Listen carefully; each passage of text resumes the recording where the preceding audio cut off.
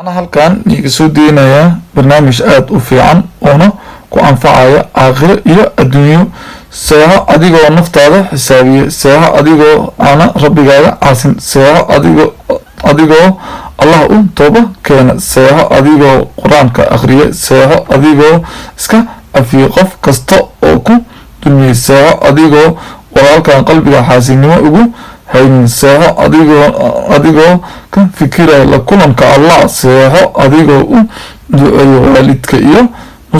muslimiinta seeho adigoo dukaday 2 ragcoo sunna seeho adigoona qofna xamanin seeho adigoo qof kasto wanaag la jecel seeho adigoo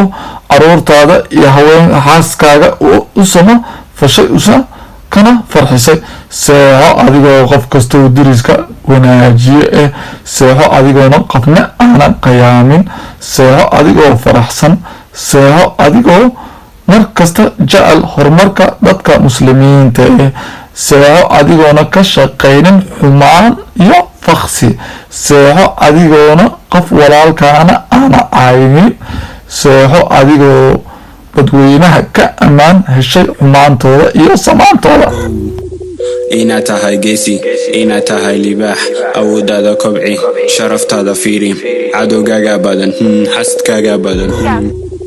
inaad tahay geesi inaad tahay libaax awoodaada kobci sharaftaada fiiri cadowgaaga badan xasadkaaga badan